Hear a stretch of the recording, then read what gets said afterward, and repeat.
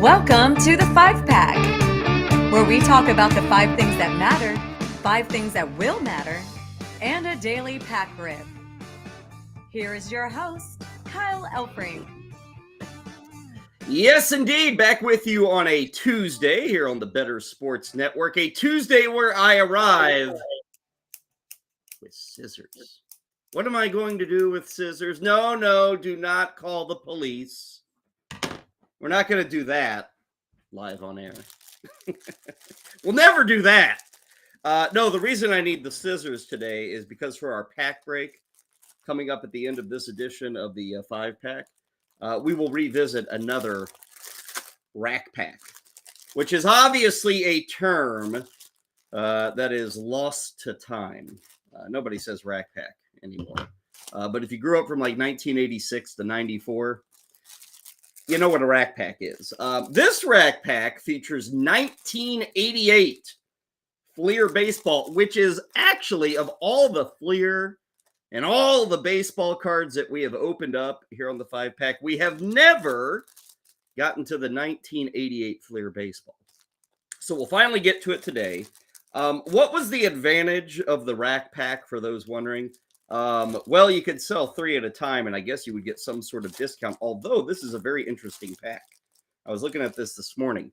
You can see right there, Toys R Us. That's where this was originally found. Of course, Toys R Us isn't with us anymore. And you see there at the bottom, $1.29. $1.29!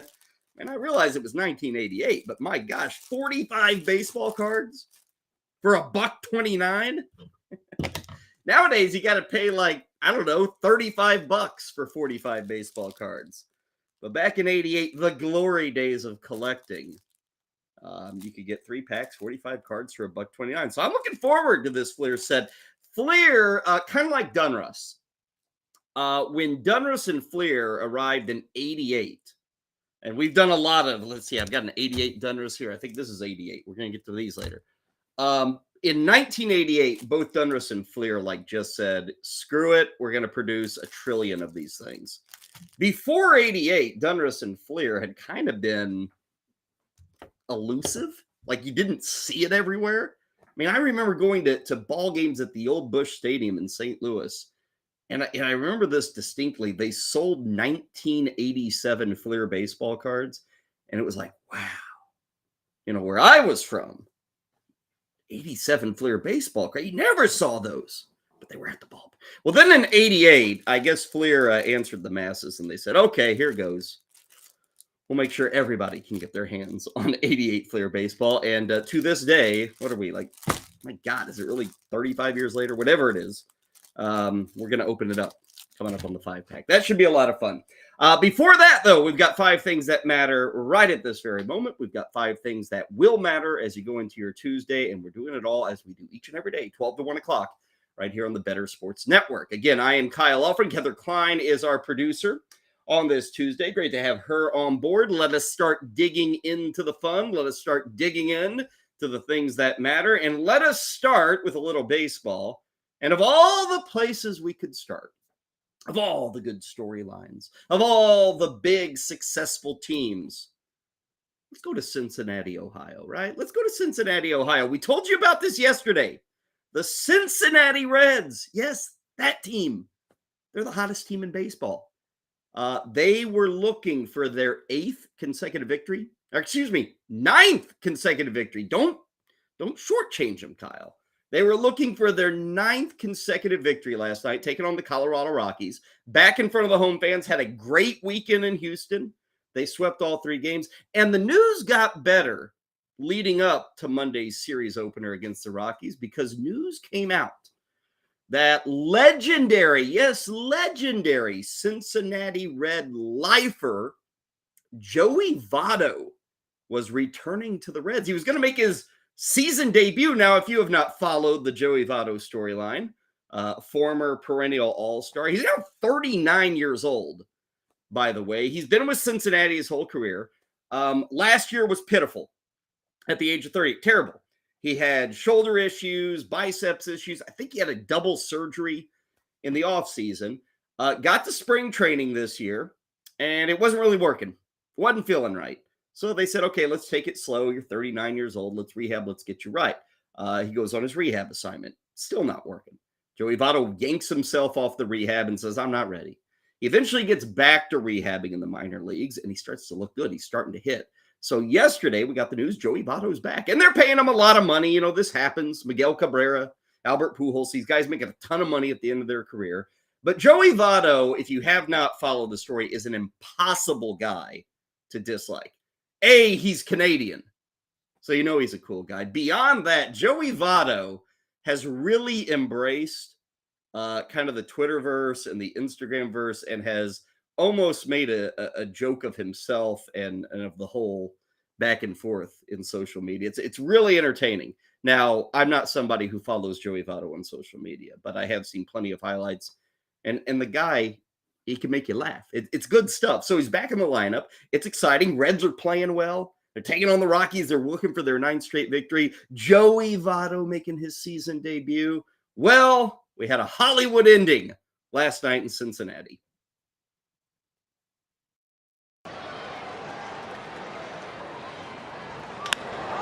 Bash to right! His first game back! Joseph Daniel Votto!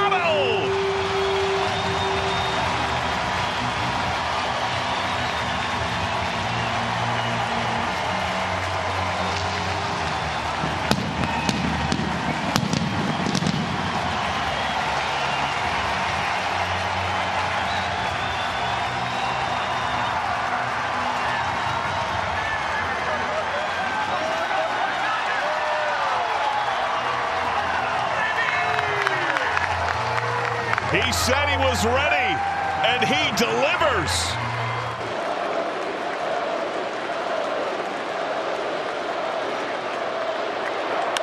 Hard up the middle, base hit. India scores. De La Cruz, green light. He crosses on a slide.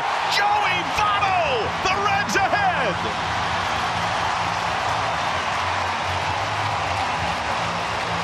He has blitzed all 3 batted balls tonight. There it is. Joey Votto, 3 ribbies. You saw the go-ahead hit, a 2-run single in the 6th inning.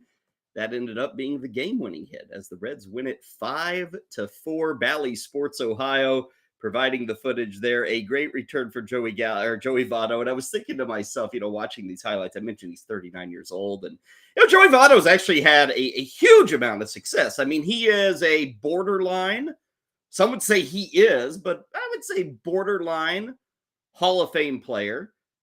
He's had success in Cincinnati, both as an individual and with the team. They made plenty of playoffs in his early days. With that win last night and kind of with that atmosphere, I kind of felt like I was watching Joey Votto make his major league debut again.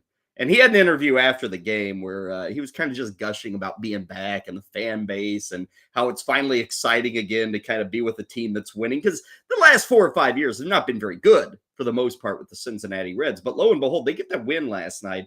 Check out your NL Central standings. If you look at them right now, guess who's in first on June 20th? And we've said it time and time again. I get it. The teams aren't very good. But whether it's the NL Central or the AL Central, a baseball fan loves the race, loves the back and forth. We can sit here and mock, these guys are going to get eliminated in the first weekend of the postseason. But you know what?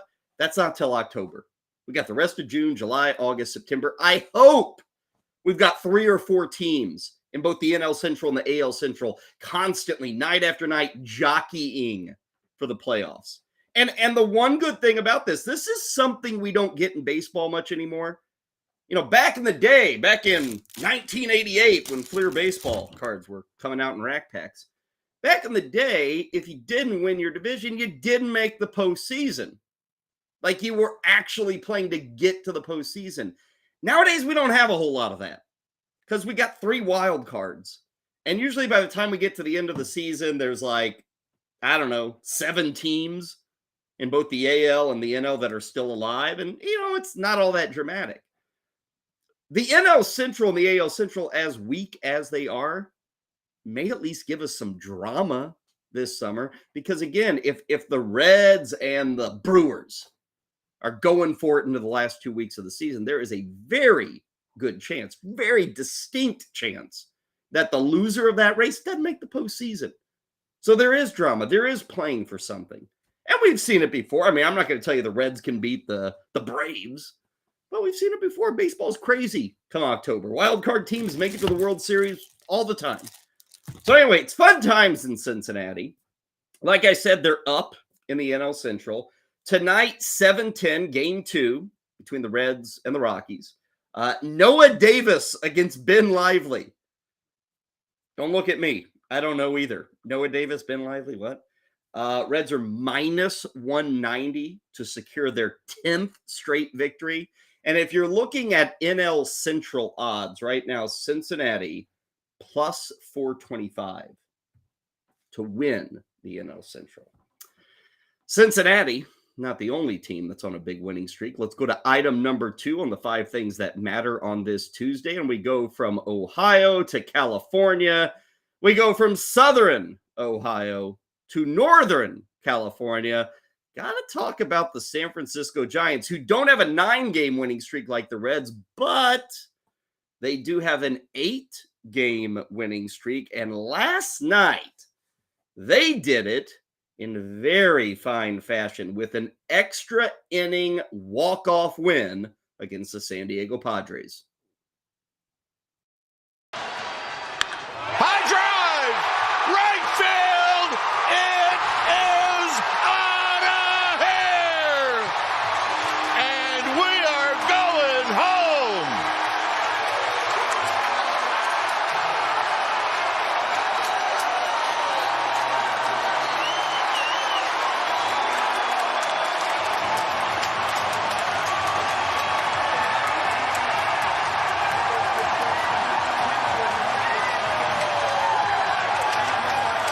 And the Giants win their 8th in a row, and another come-from-behind win.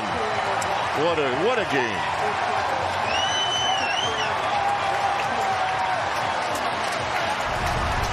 Did somebody let Mike Yastrzemski know that all you needed was a sacrifice fly?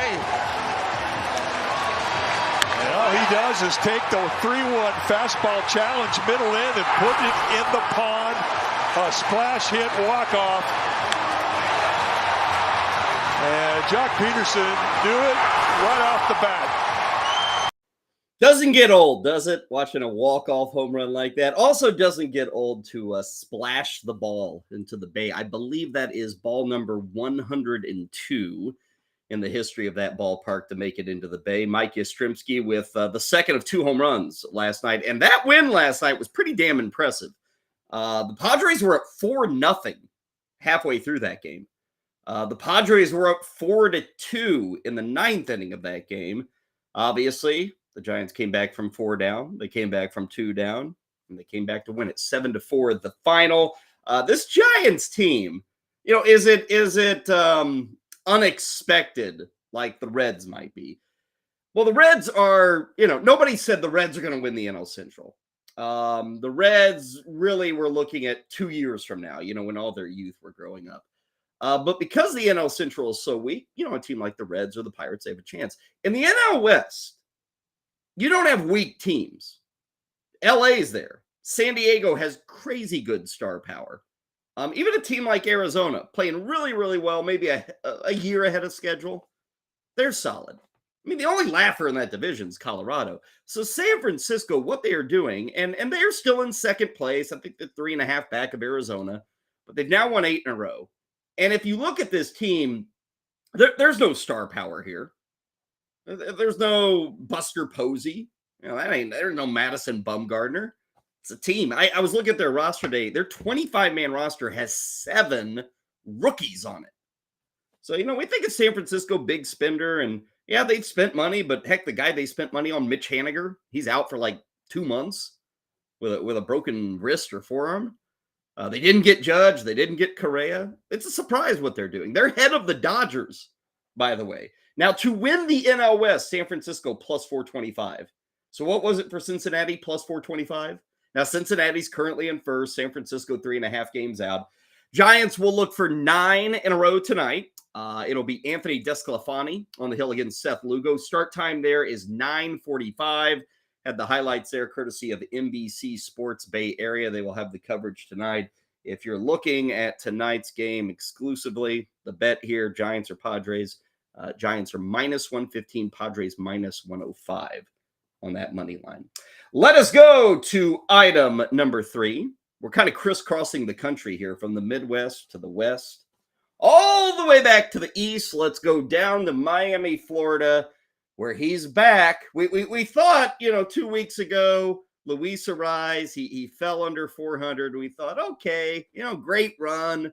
You had a good 2 months. Wow, you were hitting 400 in early June. And then there was a quote-unquote slump, and he fell to like 385. It was fun while it lasted. Well, he's back.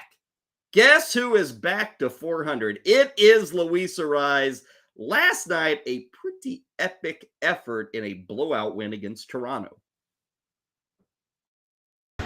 Payoff pitch coming. And right back up the middle, there's a base hit.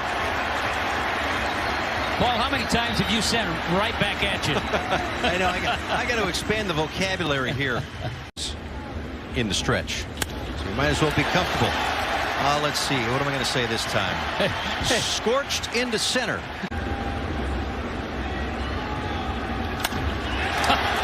Thrice is nice, and he's the first to 100. A 3-hit day again for Luis Arraez. In less than 70 games.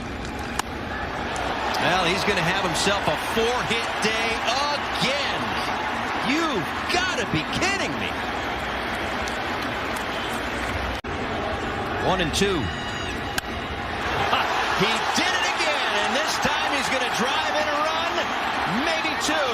Here comes Birdie, he'll score. 5 for 5 for Arraez. And he's back to 400. A perfect 400. Bally Sports Miami with the calls there. Heather Clyde, our producer, just mentioned it there in the chat. She's totally right. 2 up the middle, 2 out the left, 1 over to right. Yeah, I get it. They're singles. He's hitting 400. Folks, he's hitting 400 on June 20th. Let's dig deeper. He had 5 hits last night. Now think to yourself, how often does any player have a 5-hit game in the season?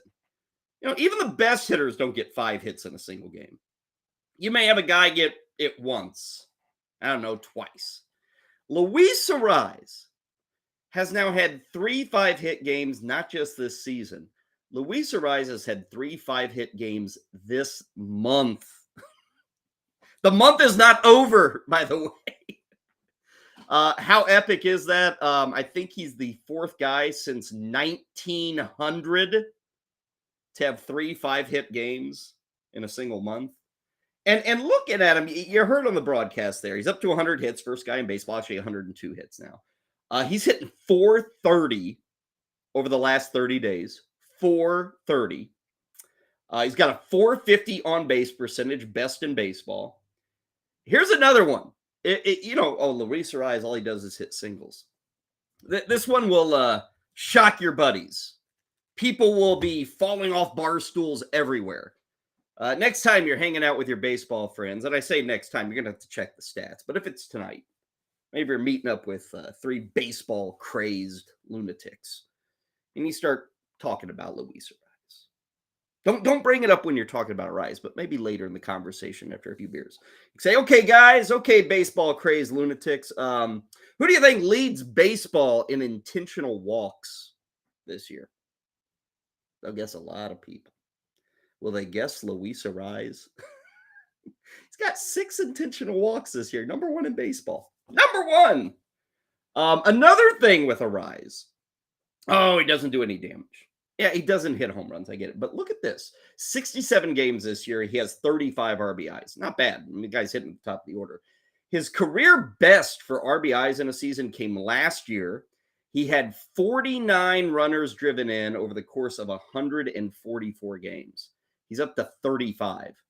So we may get to end of July, and he's already set his career best for RBIs in the season.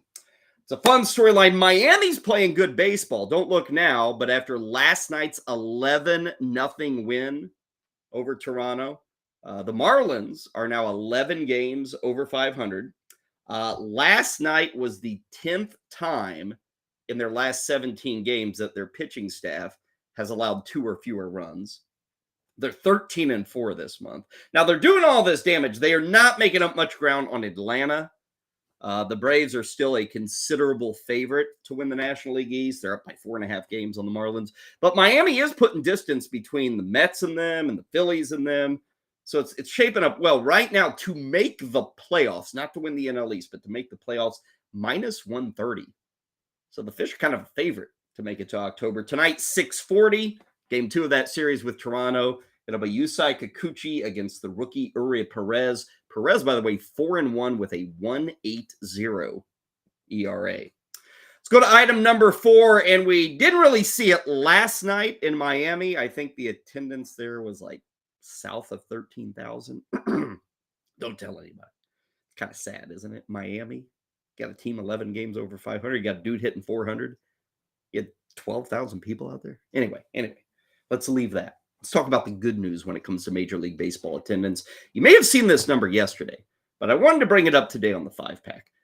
Major League Baseball having a big rebound in attendance, like a strong rebound. For decades now, like 2-3 decades. Oh, baseball's getting old. Nobody cares. Nobody's going to the games. Not so fast. This past weekend, and they've done this a few times this year, big attended weekends. And Major League Baseball flashed up a graphic. I think we've got it. You can kind of read everything there. Things seem to be working for baseball. Now, the one I'll point you to is the 4th one down. Sunday's total. This was Father's Day. Sunday's total, over 600,000 fans just for Sunday's games. That is the largest Sunday since September 28th of 2008. That's 15 years. You just had your biggest Sunday. Now, again, you had Father's Day. There were 2 games between the Red Sox and the Yankees, although those 2 games were at Boston, at Fenway. Over the weekend, the games averaged more than 35,000 fans per game. This is all, and again, you can sit there and nitpick and say, well, Oakland wasn't at home. Like, you can sit there and do that. But the fact remains, you just had your best attended Sunday in 15 years. And you had one of your top attended weekends in like half a decade. This is important for baseball. Like, we went through all these rule changes to try and get people excited. I don't want to sit here and say, oh, look at the rule changes they've been at. I will say, as a baseball fan, as somebody who sits there and watches baseball and listens to it every single night, the game is more enjoyable. I'll just say that personally. I'll tell you another thing that helps. Check out your standings. Now, it's June. Maybe we'll look at this in August, but check out your standings. Cincinnati, Arizona, Tampa, and Minnesota. They're all leading their divisions. I mean, certainly in the case of Cincinnati and Arizona, they haven't been there in a long time. Tampa Bay is usually good, but second, third. Minnesota is usually good, but these teams are competing. There are a lot. Here's another thing. Everybody's competing. We have 30 teams in Major League Baseball. 30. Check this out. 24 of the 30 teams entering today's play, 24 of the 30 are within 5 games of making the playoffs. Wild card helps, bad divisions in the NL Central, AL Central help, but still 24 of 30 right now. You know, the old joke is hope springs eternal in March, and by the end of April, half the league isn't going to make the playoffs. Right now, 24 out of 30 fan bases have hope. They're within 5 games. Now, a month from now, maybe that number is 18. Maybe it's 19. Who knows? But right now, it's 24 out of 30. And for people who've looked at this, what drives attendance? It's not giveaways. It's not cheap seats. What drives attendance is winning teams. Teams that have a chance. 24 of the 30 currently have a chance. That's what drives attendance. So I did want to point that out as something that matters today. Finally, our 5th item that matters today, we go to the world of the NBA. News coming out yesterday that Draymond Green, who's a lifer with the Golden State Warriors, well, he may not be a lifer for much longer. Draymond Green opting out of the $27.5 million player option. Can I just say that all I ask of our Savior, Lord Jesus Christ, at some point, can I turn down $27.5 million? right? Isn't that what we all want to happen? I'm so successful I can turn down a guaranteed 27. Okay, here's the thing with Draymond Green. Legend in the Bay Area. You know, he's been a part of all these titles with Steph and Klay Thompson, Steve Kerr, all that. He is 33 years old. He's a bit of a troublemaker. I think that's fair to say. I mean, hell, he punched his own teammate last year in practice. He is a defensive stalwart still. You talk about bodying up. Draymond Green bodies up. Offensively, you know, he's so-so. But he's a glue guy. He's a super glue guy. Probably more valuable to Golden State than any other team out there. In fact, if I'm sitting here making a bet now, Draymond Green is back with the Golden State Warriors. What we have occurring here is Draymond Green, 33 years old, is saying, instead of taking $27.5 million for next year, maybe I'll take a 3 or 4 year contract and I'll take $22 million a year. Which you might sit there and scratch your, okay, that, you know, that gives Draymond the money, the contract. How does that help the Warriors? It helps the Warriors out a ton. They are in salary cap hell. You know, and they got another contract they're going to maybe have to give to Klay Thompson. Like, they got a lot of money. Like, I was reading a number, and again, the NBA salary cap is a mystery wrapped inside of a riddle, tied up in an enigma. It's really tough to do. But I read something that for every $1 million that the Warriors are going to go over the cap this year, and they will be over the cap, they will pay a penalty of $7 million on top of every $1 million over the cap. So if they're like $20 million over the cap, they have to pay another $140 million in penalties. That's how the NBA cap works. So Draymond Green saving them money and kind of spreading out his money per year actually helps them a ton. So I think Draymond Green is back with Golden State. I don't think this is it for Draymond Green. If you go over to DraftKings right now, in their sports books, you can actually make some bets on, you know, guys like Draymond Green or Kyrie Irving or Damian Lillard, who we're going to talk about later. You can make some prop bets on where they will play their next game. Right now, Draymond Green, his next destination, minus 170, is back to Golden State. I totally agree with that number. If you want long shots, Lakers are plus 550, Dallas is plus 800, and Phoenix is plus 1200. So Draymond Green will officially become an unrestricted free agent, but don't be surprised at all if he's back with Golden State for next year and beyond.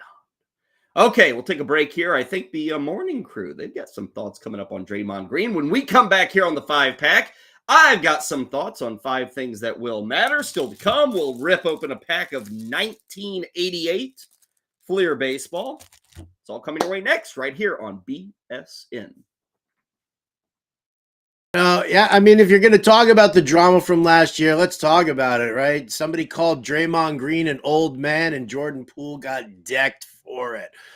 So, yeah, a lot of drama going in there, and I do believe that that was something that people started to worry about with the chemistry of the Warriors. So, I think he's a little nuts for turning down $27.5 million for that, but he'll probably get that or at least close to it on the open market if he does go. Breaking bread, eating croissants with LeBron in France, I don't buy that either. There's lots of talk now that the Heat could use him defensively, but man, I hate to say it this early in the morning for me, but I agree with the fantasy executive. Steve Kerr is right. He wants him back, and they're going to need him back if they want to win again.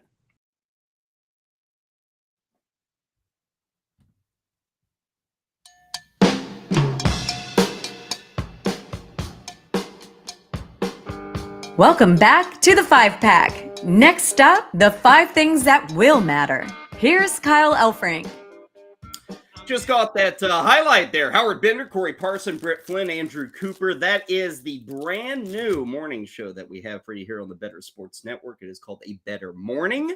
You can catch it each and every day, Monday through Friday at least, at 8 a.m., where the crew is talking over the biggest sports news of the day and getting you set for the day to come. We kind of do something similar here on the 5-pack. We're kind of your midday update, if you will. 5 things that matter, 5 things that will matter. Let us get into the 5 things that will matter, and we're back to the world of baseball. Why not have some Shohei Ohtani discussion on the show, right? We need more Ohtani in our lives. Shohei Ohtani's bonkers, 24 home runs. I think we've all seen that tweet on Ohtani Like, he leads the Angels in everything. Are they the black ones? Batting average, home runs, RBIs, OPS. Then you go to the pitching side, and it's like Ks and like the guy is amazing. The other guy who is usually amazing in Anaheim, we got to get him going. Coming up later tonight, LA versus LA, the Freeway Series. Shohei Ohtani is raging hot right now. Mike Trout, not so much. Mike Trout not really getting it done. I was looking at the numbers today, and we'll flash them up here momentarily. Mike Trout has an OPS. You can see some of his numbers there at the bottom. Mike Trout has an OPS of about, I think it's 130 entering today, which is good. That's 30% above the league average. Do you realize that the lowest OPS plus that Mike Trout has ever had is like 167? So you look at these numbers down below, and just to spell it out for you, Mike Trout, what is it, 15 home runs, 39 RBIs, hitting 257. You know, the OPS is in the 800s. The runs scored, 46. These are good numbers, but they're not Troutian numbers. Meanwhile, Shohei Ohtani, his numbers are off the charts.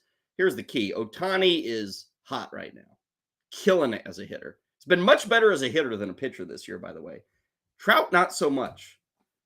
Tonight, the Angels are up against the LA Dodgers. It is a short 2-game set that opens up against the Dodgers. Now, there's a lot going on here. We got star power, Freeway Series, all that stuff. Angels are playing pretty good baseball right now. Like, they're second place in the AL West. Dodgers, meanwhile, are third place in the NL West. I do wonder. I mean, and the Angels are like 41-33. They trail Texas by, 5 games. They're fighting back and forth with Houston. Like, the Angels are not assured of anything. But I do wonder, is there any chance of the Angels, if they play good baseball, if they make the playoffs, can they keep Ohtani? Because the rumors all suggest this is Dodgers. That's where he's going. Dodgers, that's where he's going. But finally, the Angels look kind of good, decent, playoff worthy. Will that shift anything for Shohei Ohtani? I don't know.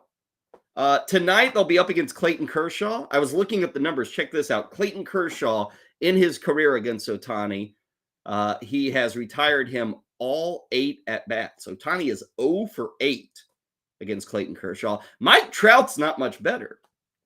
Trout is 4 for 20 against Clayton Kershaw. Tonight, they'll get rolling. It is a 10-10 first pitch for that matchup between the Angels and the Dodgers. We'll see if Ohtani maybe takes aim at home run number 25. If he does, it'll probably be here on the 5-pack come tomorrow morning. Well, Shohei Ohtani is killing it. Let's revisit a story of a guy who was killing it in April. Item number 2 on what will matter. It's talking about the Marlins and the Blue Jays. Last night, the Marlins win 11-0. The Blue Jays get shut out. It was also continued struggles for one Matt Chapman, soon to be free agent at the end of the season, has fallen and fallen and fallen. This is crazy. At the end of April, what was that, a month and a half ago? At the end of April, you could make every case that Matt Chapman was like one of the top 2 or 3 AL MVP candidates. At the end of April, this guy was hitting over 380. His OPS was 1150. He had 20 extra base hits. He had 21 ribbies. Since that point, and this covers 44 games since the end of April, here are the numbers for Matt Chapman. He is hitting 187. Remember, he was hitting over 380 at the end of April. His OPS, which was over 1150 at the end of April, is now 567 since the start of May. 12 extra base hits and 13 ribbies in those 44 games. A reminder, in April, he had 20 extra base hits and 21 ribbies. Matt Chapman, there's a guy who, like, every time he steps to the plate after earning all that money in April, he's now losing all that money. And part of it, I don't want to blame Matt Chapman for the Blue Jays, but the Blue Jays get shut out last night. Now, overall, their offense is fine, but it's kind of astounding to look at this Blue Jays team. They are 11 games out, 11 and a half out in the AL East.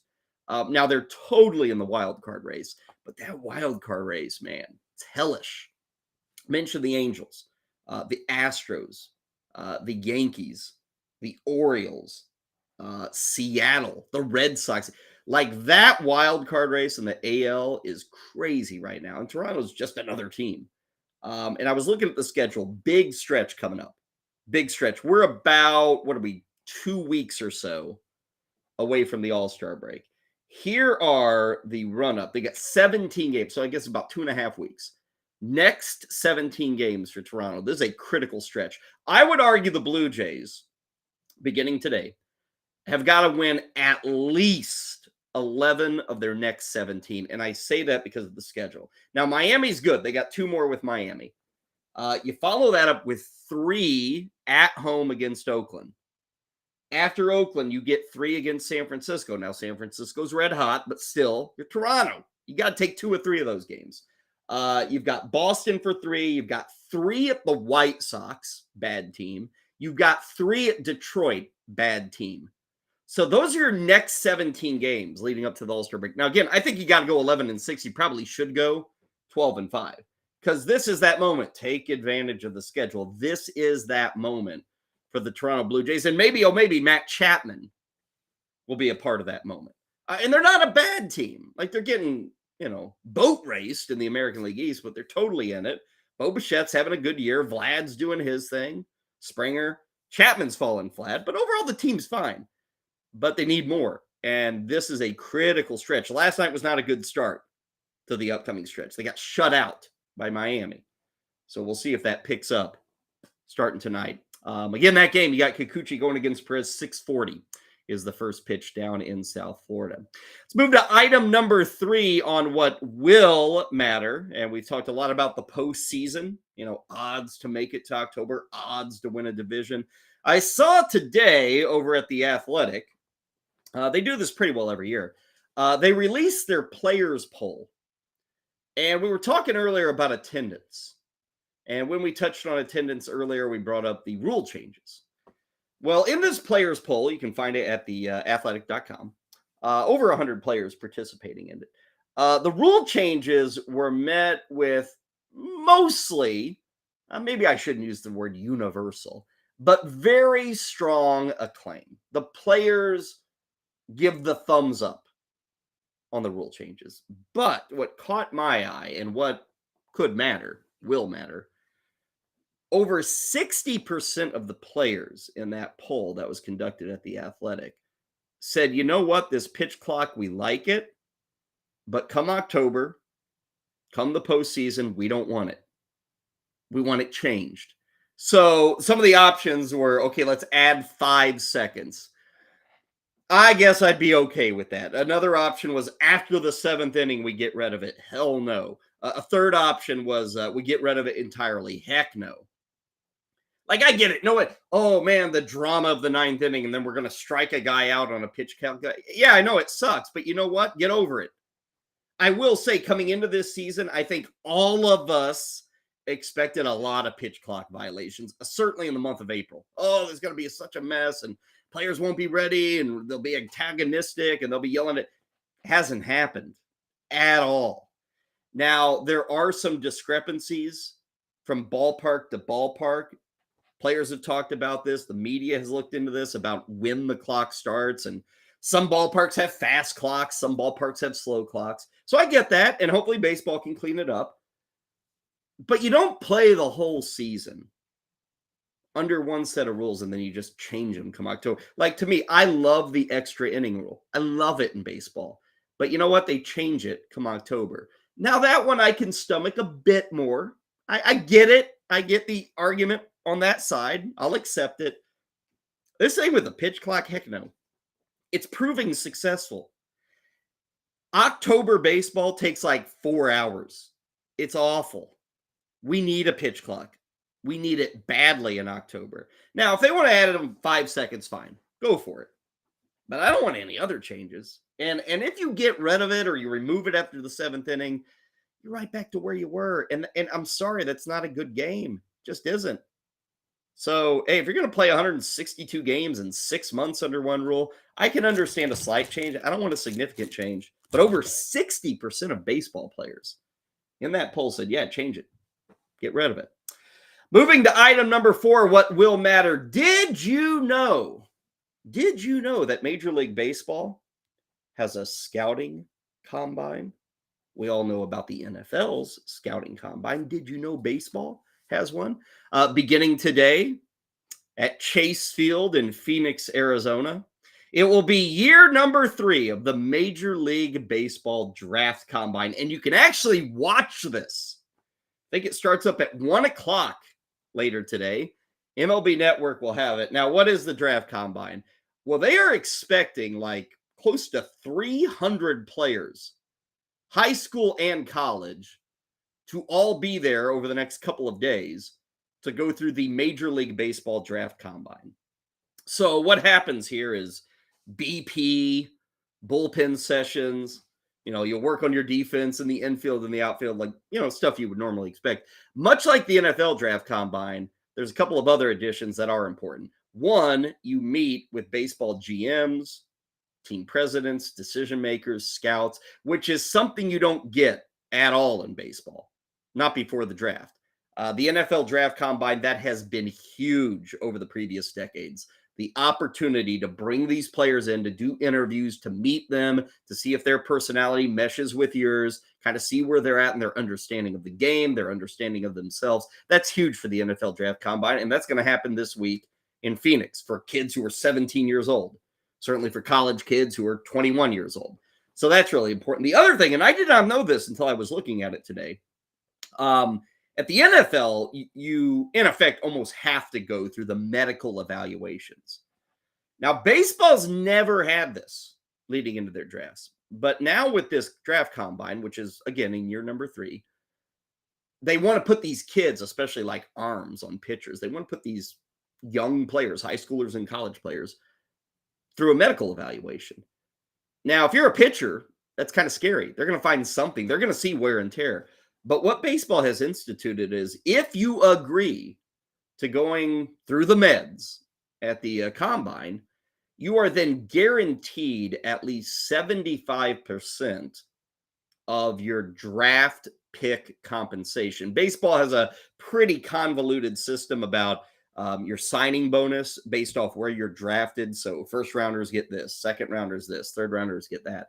Well, obviously, if the meds come back and they're kind of negative, you're going to drop in the draft. But baseball still guarantees that wherever you are drafted, you are guaranteed to be offered at least 75% of what your draft's positioning dictates. So it's not a total win for the players, but it is a bit of a carrot to maybe get them interested. And for the baseball teams, it's huge to be able to put these guys, through the exam and kind of figure out where they stand. So that begins today in Arizona.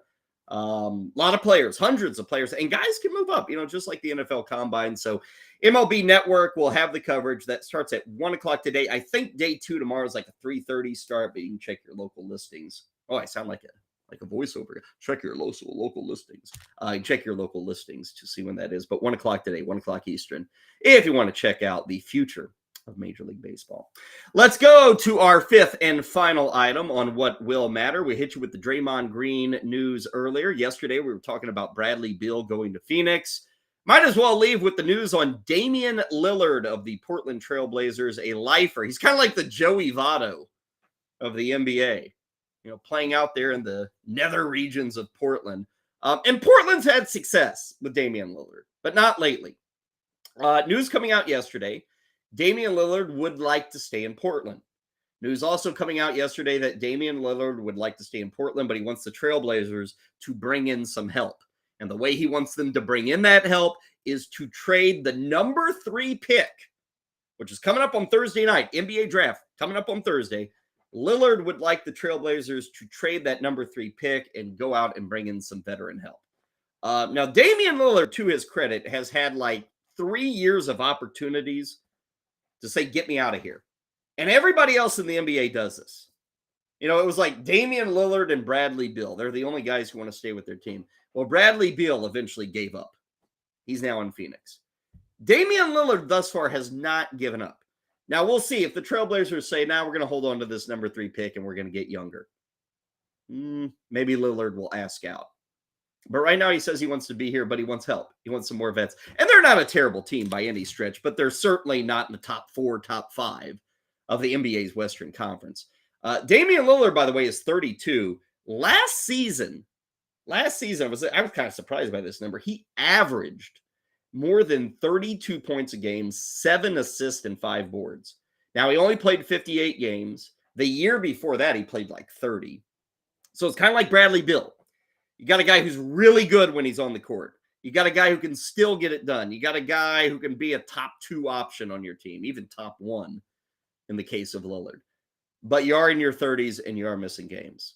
Now, I mentioned earlier, Draymond Green, you can lay down some money on where he will take his next start. Golden State's the big leader there. You can do the same with Damian Lillard over at DraftKings, their sportsbook. And he is a heavy favorite to stay in Portland.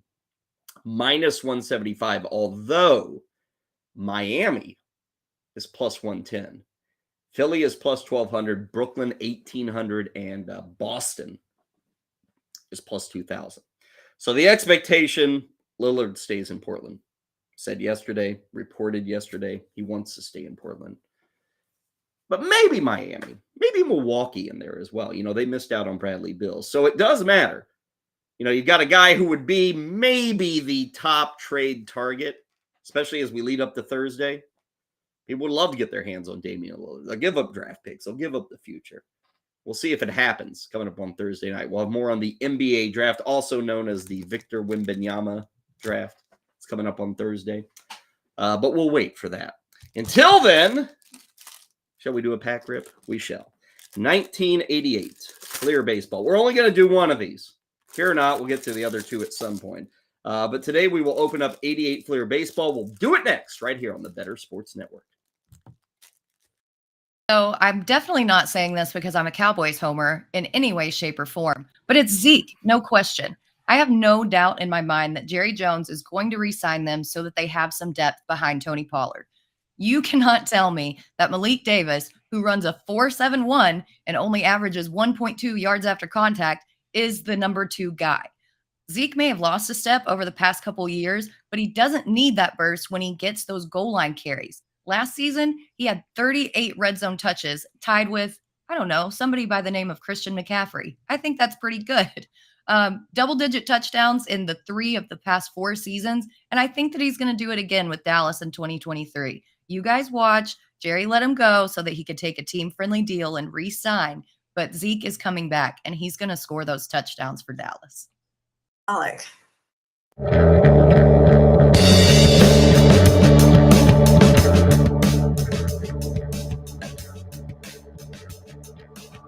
Time now for the Daily Pack Rip on the 5-Pack with Kyle Elfrink. Yesterday, we hit you with a little football. Today, we are back in our sweet spot with a little baseball. 1988 Fleer Baseball is the pack that we are ripping open. A lot of memories with this set. As I noted earlier in the show, this is when Fleer kind of said, screw it, let's overproduce this sucker. Let's go after tops. Let's do that. So what we got is 88 Fleer Baseball. Now, you may not know off the top of your head what this set looks like, but it's pretty unique. I'll give Fleer some credit. They'd kind of been pretty boring with their design throughout the 80s. And we've had other, I mean, what do we have? We had 1990 Fleer. I mean, this is 90. These are incredibly boring. 1990 Fleer. But this set here is so-so. I'll give them credit, something unique. I love the backs of these cards for whatever reason. I'll get to that in a bit. Of course, we get our stickers. Oh, God, love the stickers. Look at that. The old Tigers and the old Braves. And check out the back of this.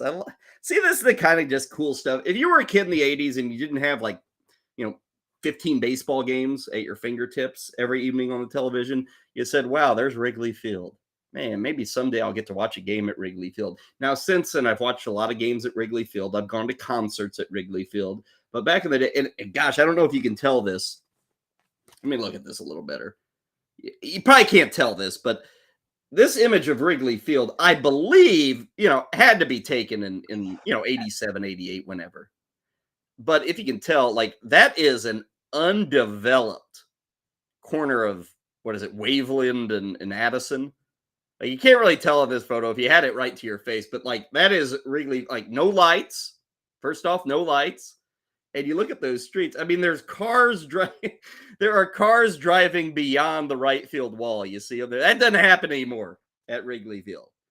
So this is back in the day whenever they just had a ballpark plopped down in the middle of the neighborhood, and you didn't have 75 bars and like all manner of let's make money going on. Back when Wrigley was Wrigley. And I did get to go to a game. I want to say may have been around 88, maybe 90.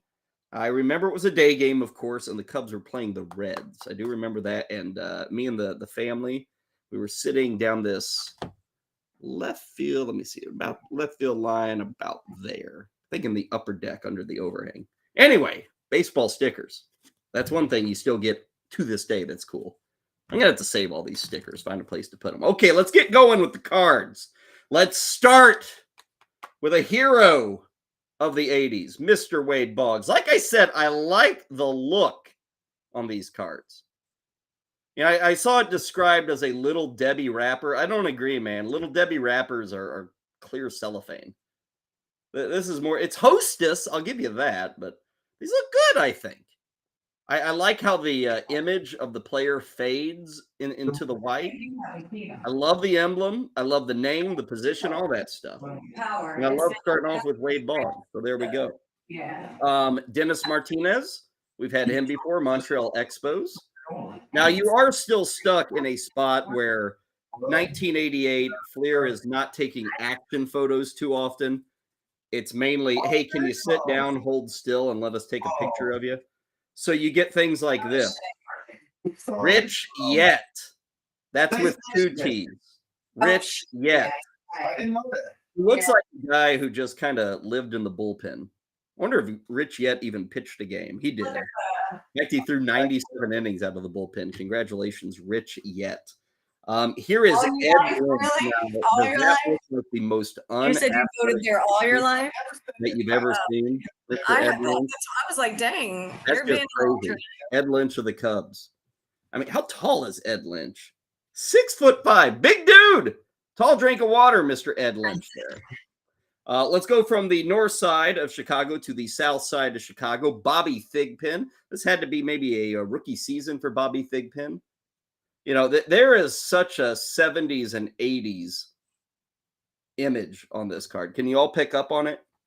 What's something you would only see in the 70s and 80s that this Bobby Thigpen card is repping? If you said the numeral on the pant leg, you'd be right. Why hasn't anybody brought that back in 2023? It's not a bad touch, man. You got a uniform number on the back, and instead of the jersey front, put it on the pant. That's what you should go for. Okay, here's an action photo. State Senate seats. Mike Scioscia, the Dodgers. Of course, he became the Angels manager, won a World Series with the Angels. Mike Scioscia is getting ready for a collision. And I'll tell you this, Mike Scioscia lived for collisions at home plate. Mike Scioscia would not enjoy playing baseball in 2023, where they've eliminated the collision. But here he is, getting ready to block the plate. Oh, man, this screams 80s. I love this one. Anybody pulls this card in 1988, they're amped. Oakland's power team. Look at those two boys, Jose Canseco and Mark McGwire. Man, these guys were ticketed for Cooperstown, right? Look at those two. Man, the high-flying A's, such a cool team. Look how much bigger Jose is compared to Mark. Now, it just so happens that Jose turned to the side so he could flex for the camera. But man, what a 1-2 combo. I love that. We were talking Trout and Ohtani. That's cool. This one was cool too. This was the original Trout and Ohtani. Here's one of my favorites. I remember my brother, huge fan of this guy, had this card falling out of the packs. Loved little Ron Gant action. 30-30 kind of player. My brother did not have as many Mike Griffin cards of the Baltimore Orioles. Didn't bother with those. Oh my God, he's back. We can't get away from this guy. Gerald Young of the Houston Astros. I think we have, over the course of the 5-pack here, we've probably put together an entire set of Gerald Young baseball. Damn, they just shit on City Valentine. I didn't see it. Here is Seattle catcher Scott Bradley. Seattle Mariners. Pretty boring there. Oh, shall we pull up a Major League Prospects card? Now, you might remember in the 70s and elementary early school 80s, over here Tops would in create the rookie community cards that would feature 1, 2, or 3 on your different way rookies. towards Glebe Road. Fleer tried their hand at this. Check out that rookie card. Damon Berryhill and Jeff Montgomery.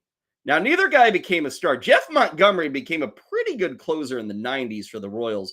Damon Berryhill was supposed to be a pretty damn good catcher for the Cubs. That never happened, though. He had a great name. I mean, how can you dislike Damon Berryhill? But neither of these guys kind of lived up to the, I don't know. Jeff Montgomery was good. I shouldn't say that. I think Jeff Montgomery still does broadcasting in Kansas City. Kind of hung around there the whole time. Larry Herndon. Larry Herndon, I mean, that looks like somebody from a wild 80s sitcom. He looks like one of the characters from Taxi. Right? Larry Herndon, look at that guy. And check out that we love when our guys wear those wristbands. Love those wristbands. Up next, speaking of wristbands and arms, Tony Armas. Tony Armas, no one really remembers Tony Armas, but Tony Armas was a decent player. I mean, he had seasons. I'm looking at the back of the baseball card. In 1980, 35 homers and 109 ribbies for Oakland. He had a year, my God, 1984 with Boston. Tony Armas, 43 homers and 123 ribbies. Man, 36 and 107. Give some props to Tony Armas from Venezuela. And then finally, we close down the pack with Scott Fletcher, shortstop for the Rangers. Now, I don't know about you, but I enjoyed this pack. Now, I mentioned the back of the baseball cards. Fleer did this in other sets, too. They were kind of ahead of the rest of the world with kind of looking at advanced numbers. Let's pull up the Wade Boggs. Check out the bottom. Let me pull this up. I got to minimize the window. The bottom of the Wade Boggs at their best. So it would tell you what Wade Boggs did in day games, night games, home games, and road games. Now, to you in 2023, like, who cares? To me, in 1988, this stuff was awesome. And they gave you his batting average, his slugging percentage, and his on-base percentage. You know what they call that now? They would give you his OPS splits. Now, can we all just give it up for Fleer, 1988, giving up OPS splits on the back of every baseball card before OPS was a thing? Before every dude under the sun. It took like everybody else 20 years to care about OPS. They were telling you Wade Boggs day, night, home, and road. I love it. Yeah, and they do it even for Ron Gant, like every ball player. Let's see what they did for pitchers. For pitchers, they would do ERA, wins and losses. So they were not quite as advanced on the pitching side. For instance, you've got Denny Martinez, who I guess, according to the back of this baseball card, how many games did he pitch that year? Let's see, how many starts? Where do we got here? 22 games. And this has got to be an error. 22 games. It claims that Denny Martinez never did anything at night. Right, sure. There's an error. Look at the back of Denny Martinez. That's a lot of numbers. I love it, man. I love it. We get Mark McGwire, Jose Canseco, 8 Boggs. We get a cool Ron Gant. We get the prospects, Damon Berryhill and Jeff Montgomery. I'm glad we've got more of these to come. 1988 Fleer baseball. Tomorrow we'll give Fleer a break. I got something special tomorrow.